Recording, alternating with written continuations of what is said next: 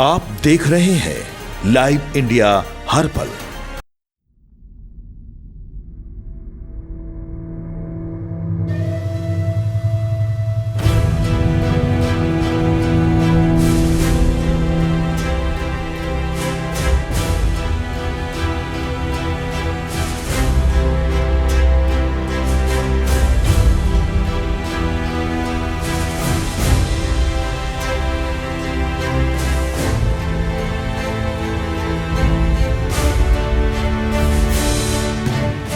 नमस्कार, live India में आपका स्वागत है। मैं अनिल सम्राट। देखिए, बिहार में चुनाव बस होने ही वाला है, बहुत समय बहुत कम है, लेकिन सबसे ज़्यादा काम करना पड़ रहा है राजनीतिक दलों को। अभी देखिए, वोटर अधिकार यात्रा कांग्रेस की ओर से निकाला गया, जिसमें आरजेडी का पूरा सहयोग, पूरा इंडी गठबंधन, पूरा दम पूरी तरह से लगा दिया गया इस यात्रा में। और इसको लेकर कई बातें उठ रही हैं। बीजेपी वाले कह रहे हैं कि ये पूरी तरह से यात्रा फ्लॉप रही। और अगर अपशब्दों की बात करें तो प्रधानमंत्री नरेंद्र मोदी को लेकर जिस तरह से अपशब्द का इस्तेमाल किया गया, इसको लेकर भी चर्चाएं खूब हो रही हैं। कल प्रधानमंत्री नरेंद्र मोदी ने खुद कहा कि मुझे जिस तरह से गालियां पड़ रही हैं उसको लेकर कई बातें कही हैं। और देखिए, इसी को लेकर बीजेपी एनडीए गठबंधन 4 सितंबर को बिहार बंद की ऐलान किया गया है।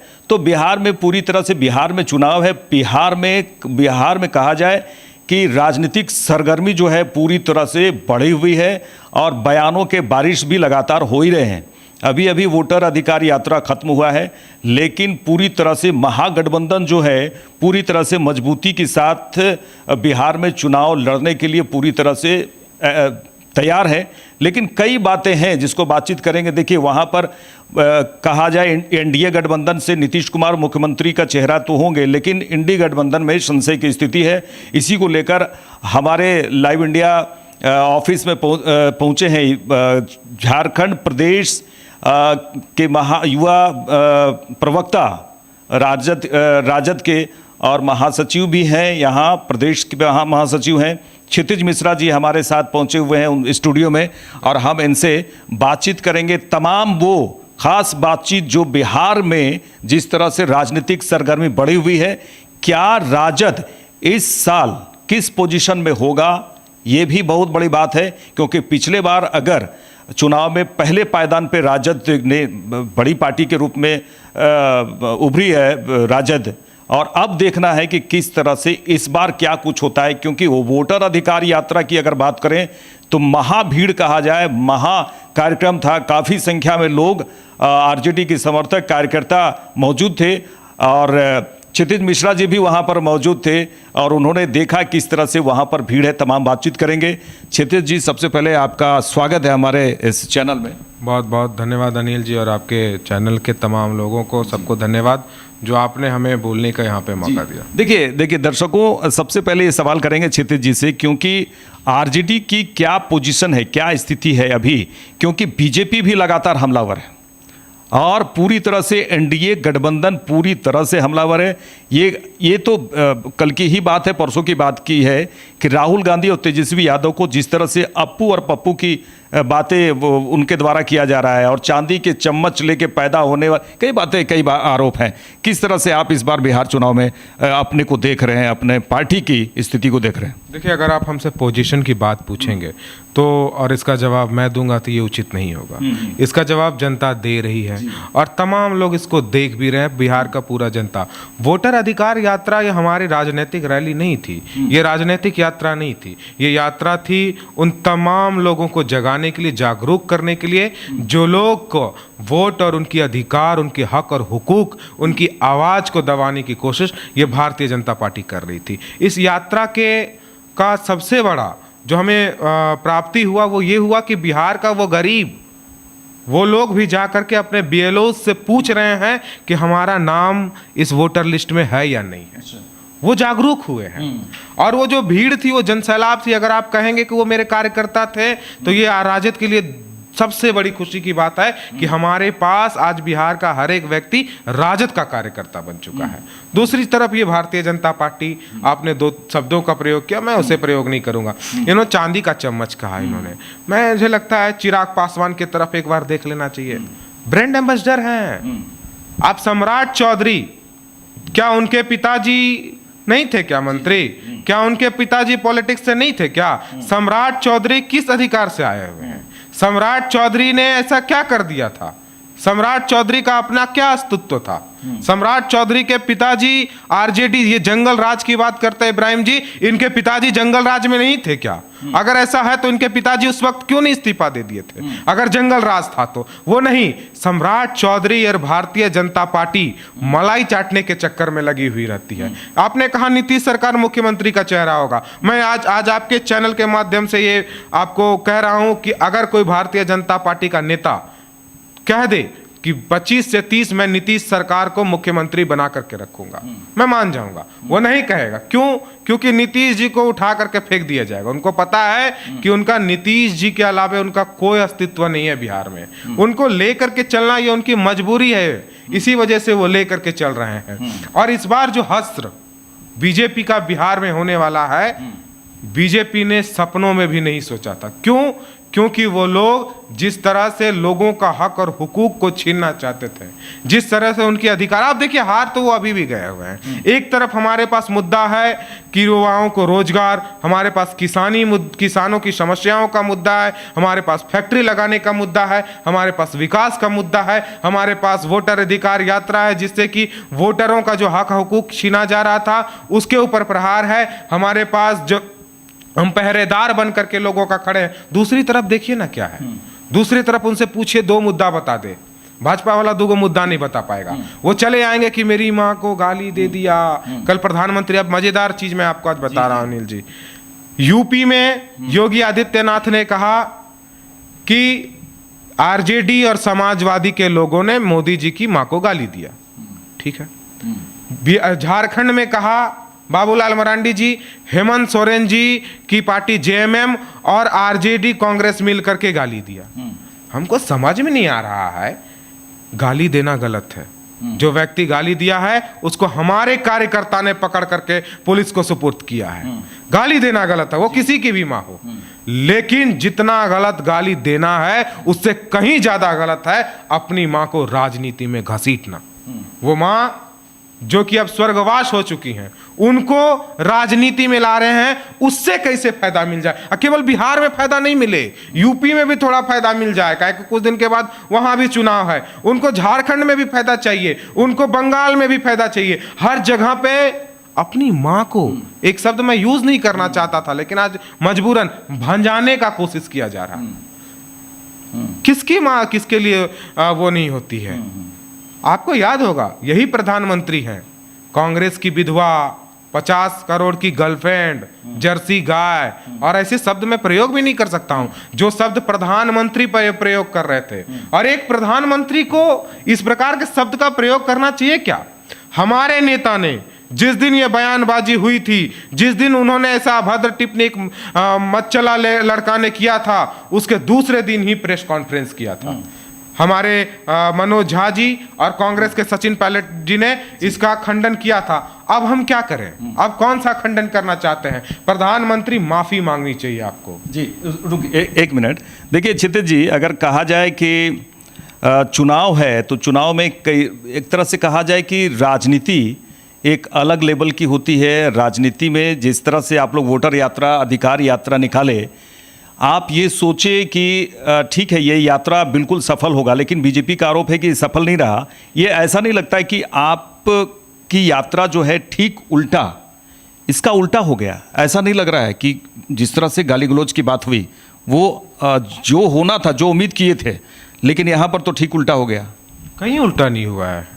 जनता जान रही है जी अनिल जी कि नरेंद्र मोदी, जनता उनको कह रही है कि आप अपनी माँ को, और कोई भी व्यक्ति अपनी माँ को राजनीति में ना ले आए। इनसे उनको घाटा होगा। आज मैं नसीहत भी दूंगा कि हुजूर, आप मानते हैं चीनी फैक्ट्री में आप चाय पीने का बात बोले थे और चाय पीने नहीं गए क्योंकि फैक्ट्री नहीं लगा सके। हुजूर, आपने बिहार को बर्बाद करके रख दिया, मैं मानता हूं, लेकिन फिर भी मुद्दे ढूंढिए, फिर भी उन गरीब, असहाय, बेरोजगार, लाचार लोगों के लिए बात कीजिए।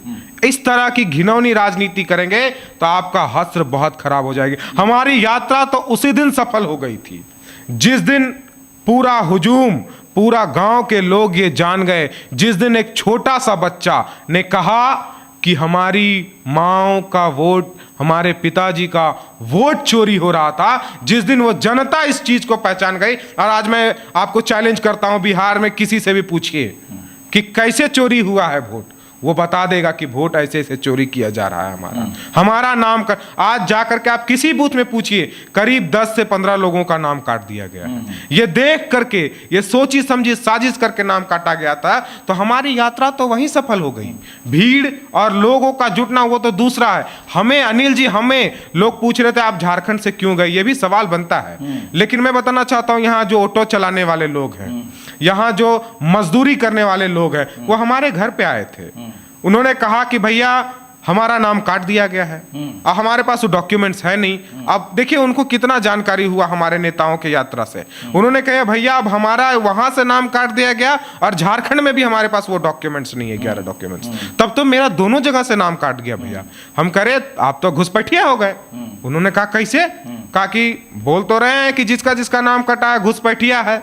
उन्होंने कहा कि भैया आप जाइए, हम चंदा करके आपको भेज देते हैं, आप जाइए और हमारी आवाज को उठाइए। हमने कहा कि हम जाएंगे और इसी कारण से हम पटना गए और उसका समापन सभा में हमने सम्मिलित हुए और हमने बताया अपने नेताओं को कि केवल बिहार ही नहीं बल्कि झारखंड में भी हमारे वोटरों का नाम काटा जा रहा है और उनकी मांगों को लेकर के हम वहां गए थे।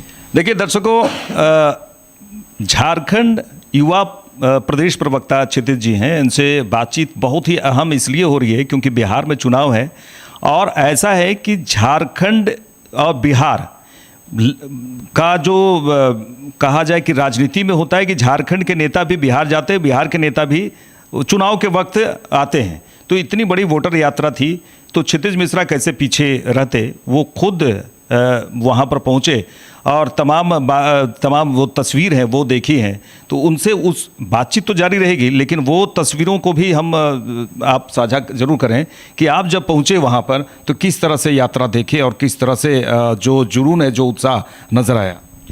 पटना की सड़कों पर जब हमने उस गरीबों को देखा, जब हमने उन नौजवानों को देखा जिसके आंखों में रोजगार, जिनकी आंखों में अपने लिए कुछ कर गुजरने का जज्बा लिए वो जब रोड पर खड़े हुए थे और तेजस्वी यादव और इंडिया गठबंधन जिंदाबाद कह रहे थे, तब लगा कि हम आज सफल हुए हैं, तब लगा कि हमारे नेता सफल हुए हैं। तब जाकर के यहाँ खुशी हुई अनिल जी, और हमें लगा कि अगर स्वर्ग कहीं है और हमारे जीवन का मतलब हमें समझ अगर आया तो हमें वहीं से मतलब समझ में आया अनिल जी। हमें लगा और हमें जो दुगना जज्बा, दुगना एनर्जी जो मिला वो वहीं से मिला उन नौजवानों को देख करके जो चिल्ला रहे थे, जो बता रहे थे सबको कि हमारी नाम काट दी गई है, जो बता रहे थे, उन लोगों का देख करके बहुत खुशी और अचंभा भी हुआ अनिल जी। आपको भी मैं बता रहा हूँ, कुछ लोग तो ऐसे थे जिनको चुनाव आयोग मार दिया था, उनको मृत घोषित कर दिया था। उनसे मिल करके तो ऐसा लगा कि जैसे कि टाइम मशीन है, उनका अगला जन्म में मैं आ गया हूँ। बहुत अच्छा लगा अनिल जी, हमको लगा, हमने कहा कि मुबारक हो। बोला क्या? बोले आपको अगला जन्म मिला है। उन्होंने कहा कि हमें अगला जन्म दिलाने वाले तेजस्वी यादव हैं, राहुल गांधी है, तो हमारा ये जीवन उनके लिए है और आगे किसी का नाम ना कटे, इसी वजह से हमें लड़ना है और उनके साथ लड़ना है। ये देख करके हमारा सीना चौड़ा हो गया। देखिए कई बातें आ रही हैं, अपना पक्ष तो बहुत ही सही ढंग से रख रहे हैं, महागठबंधन की ओर से रख रहे हैं, या ऐसा नहीं आरजेडी के युवा प्रदेश प्रवक्ता हैं, लेकिन अपना पक्ष इंडी गठबंधन की तरफ से भी रख रहे हैं क्योंकि कांग्रेस की ओर से जो यात्रा निकाली गई और उसका समापन कल हुआ और भारी संख्या में लोगों की भीड़ हुई।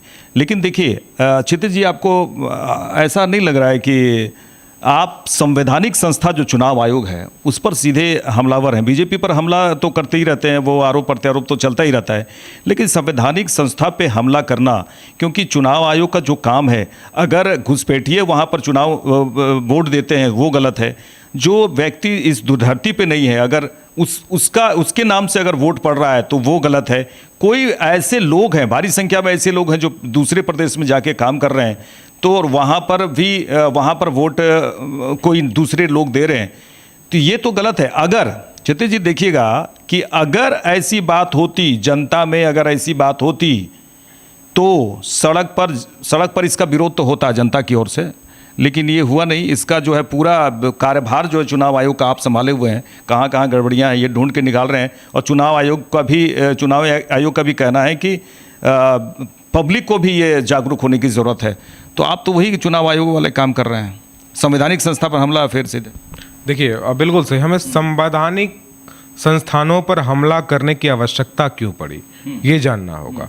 जब 65 लाख लोगों का नाम काट दिया गया, आपने कहा कि हर साल ये मतलब कि मृत लोग को वोट ना दे दे, या फिर दूसरे राज्य जो चले गए प्रवासी मजदूर वो वोट ना दे दे, तो मैं बताना चाहूँगा आपके दर्शकों को कि स्पेशल रिवीजन हर एक चुनाव से पहले होता है। फॉर्म 6 में आप अपना नाम ऐड करवा सकते हैं और फॉर्म 7 के माध्यम से आप अपना नाम कटवा सकते हैं। तो क्या पिछली जितनी चुनाव हुई वो फ्रॉड या फर्जरी चुनाव हुई? ये सवाल तो बनता है। चुनाव आयोग पर हमने आज ये सवाल नहीं उठाया, हमने उस दिन सवाल उठाया था जब चुनाव आयुक्त की चयन की प्रक्रिया को बदला गया था और चीफ जस्टिस को उसके हटा दिया गया था। क्या जरूरत पड़ी थी? चीफ जस्टिस को हटा दिया गया था। उसमें क्या है कि प्रधानमंत्री और केंद्रीय मंत्री, गृह मंत्री या कोई केंद्रीय मंत्री और एक विपक्ष का नेता। अब बताइए कि मेजॉरिटी वोट किधर जा रही है? सत्ता पक्ष की ओर। तो चुनाव आयुक्त कौन होगा? सत्ता पक्ष का होगा। चीफ जस्टिस बैलेंस करते थे, उनका वोट मेन वोट होता था। दोनों को देखने के बाद जो व्यक्ति अच्छा लगता था, योग्य होता था, उनको वो रखते थे। लेकिन अब इसे बदल दिया गया है। तो उसी वक्त से हम सवाल उठाना शुरू कर दिए। हमें चुनाव आयोग पर दुख तब होता है जब राहुल गांधी पूरा प्रेस कॉन्फ्रेंस करके सारी तथ्यों को रखते हैं और चुनाव आयोग क्या कहता है कि पुरानी बोतल नई शराब। ये जवाब देते हैं, वो उसकी जांच नहीं करवाते हैं, कहते हैं कि आप हमको लीक करके दे दीजिए। चलिए, आप राहुल गांधी जी से तो मांग रहे हैं, ठीक उसके दूसरे दिन हम सिर्फ सवाल नहीं उठा रहे हैं अनुराग ठाकुर भी। अनुराग ठाकुर कहा कि वायनाड में ये गलत तरीके से जीते हैं। अनुराग ठाकुर से कब मांगेंगे आप लिख करके? लिखित में नहीं मांग रहे हैं। तब जाकर के हमें दुख होती है। हमें दुख तब होती है जब सवाल पूछते हैं हम और जवाब आता है कि हम अपनी माँ बहनों का वीडियो कैसे दे सकते हैं। हमें बताओ भैया, वहां अंदर में बूथ पर क्या हो रहा था? आखिर बूथ के अंदर में कर क्या रहे थे तुम लोग कि तुम वीडियो नहीं दे सकते हो? हमारी माँ बहन तो कपड़ा पहन करके गई हुई थी, हमारी बहन ने वहां पर माँ बहनों ने वोट दबाया, उसमें लज्जा और शर्म की बात क्या होगा? हम तो हक के साथ, अपनी ताकत के साथ कहते हैं कि हाँ हम वोट देने गए। आखिरकार अंदर क्या हुआ? अब तो चुनाव आयोग पे ये भी सवाल बनता है कि आखिरकार अंदर में ऐसा क्या हुआ कि वो कह रहे हैं कि माताओं बहनों का इज्जत का सवाल है। ये कैसा जवाब होता है? तब जाकर के हमें दुख होता है जब जिंदा लोगों को सच होने का सबूत देना पड़ता है।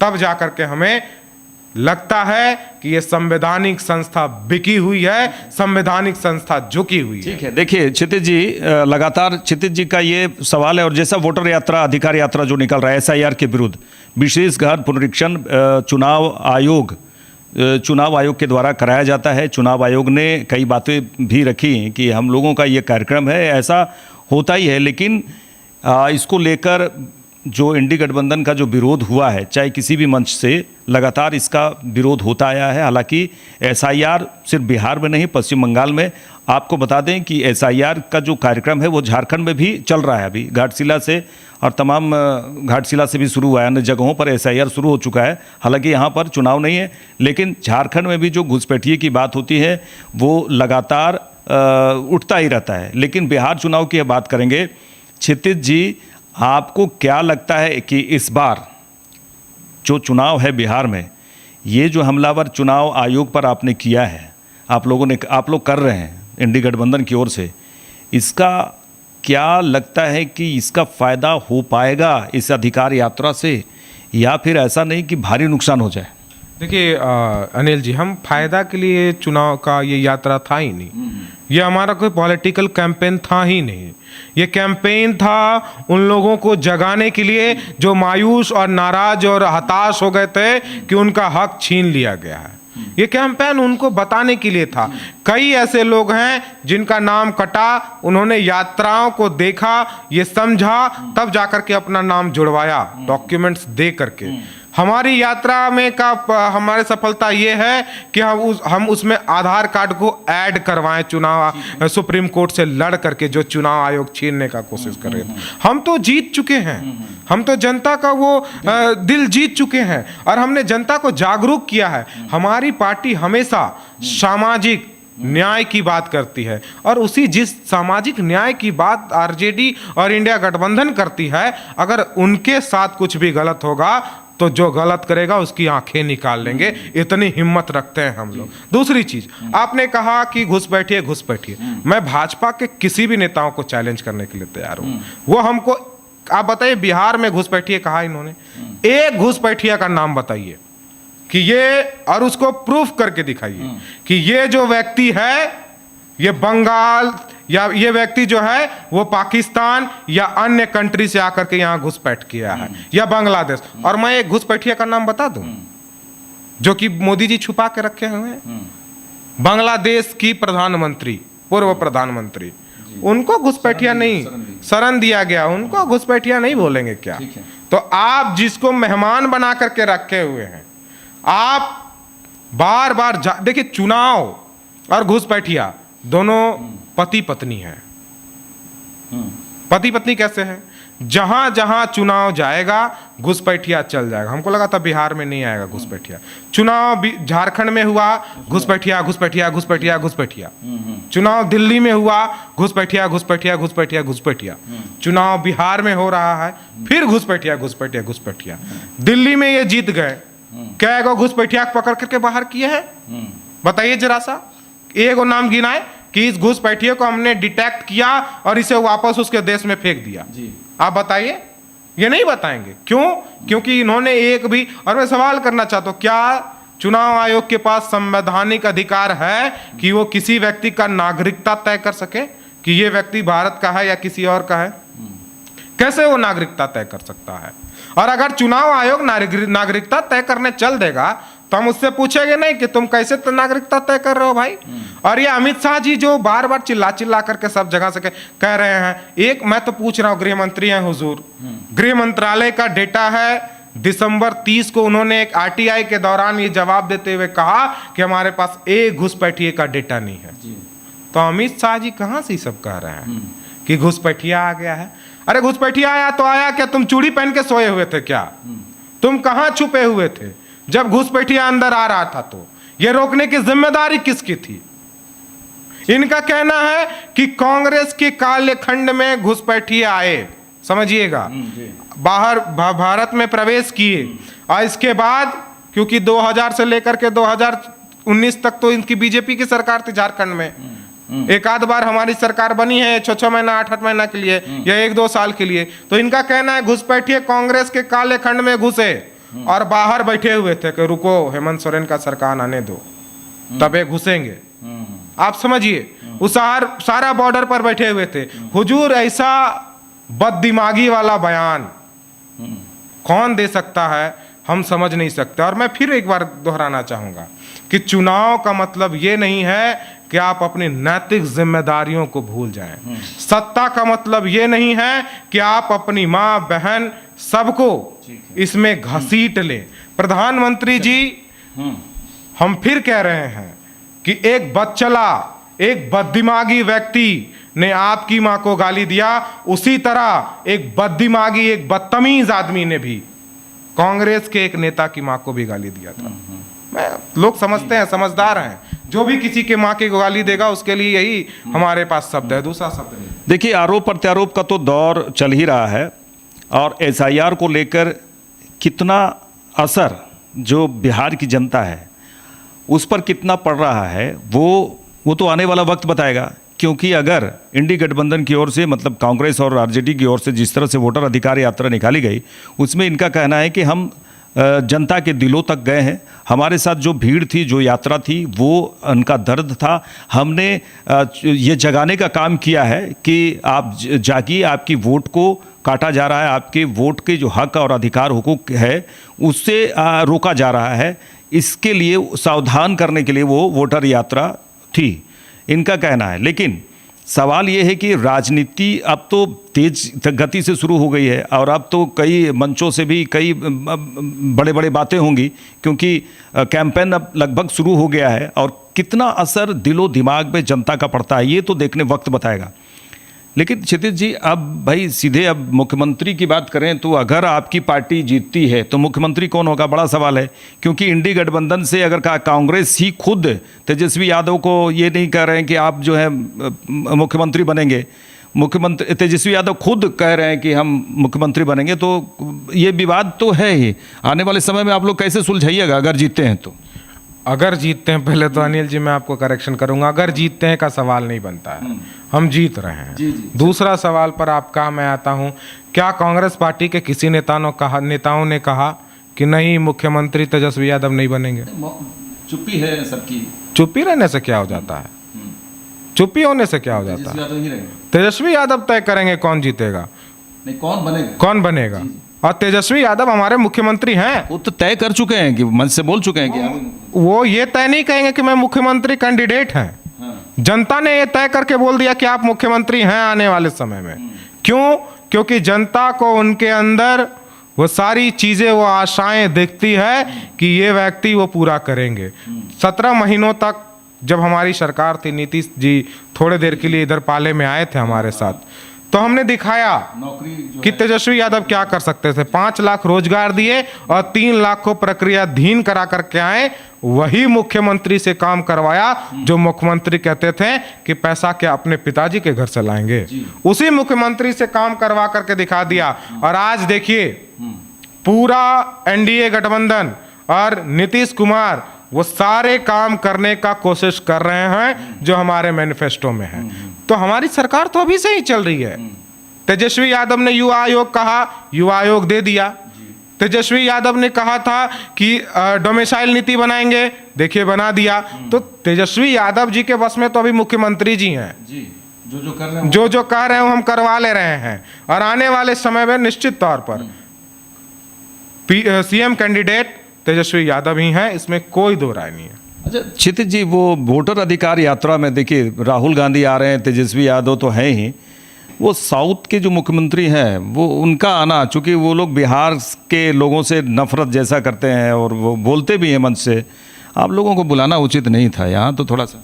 नहीं, वो कांग्रेस के नेता हैं, वो कांग्रेस के नेता हैं, कांग्रेस के मुख्यमंत्री है। जहाँ भी गलत होगा वो आएंगे, वो आवाज़ को उठाएंगे। आने वाले समय में वहाँ पे भी ये यात्राएं होंगी, वहाँ पर भी ऐसा। बिहार के लोगों को वो तो कहते हैं बिहार के लोग ऐसे हैं वैसे हैं, तो ये सब नहीं बुलाना चाहिए। क्यों नहीं बुलाना चाहिए था? बिहार के लोग कितने मेहनत कश हैं, देखना तो बनता है उनका भी।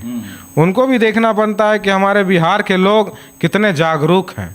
उनको भी देखने का ये हक बनता है कि बिहार के लोग अपने हक और हुकूक के लिए कैसे लड़ते हैं, किसी के लिए भी इससे भी लड़ने के लिए तैयार हैं। तो ऐसा नहीं है। वो कौन कौन बड़े नेता वहां पर पहुंचे वोटर अधिकार यात्रा में, जरा बताएं। जी बिल्कुल, वोटर अधिकार यात्रा में टीएमसी से आपका यूसुफ पठान जी पहुंचे हुए थे।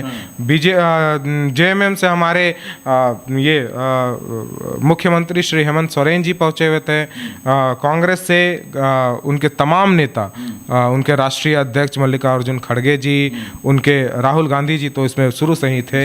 हमारे पार्टी से भी हमारे मुख्यमंत्री कैंडिडेट मुख्यमंत्री कैंडिडेट तेजस्वी यादव जी और तमाम लोग, सारे नेता, सभी पार्टियों के लोग, मुकेश साहनी जी लोग जी थे और तमाम नेता वहां पर पहुंचे। आप लोग एक नारा दिए हैं वोट चोर गद्दी छोड़, तो इशारा किधर है? वोट चोर गद्दी छोड़ा, कौन गद्दी छोड़ रहा है?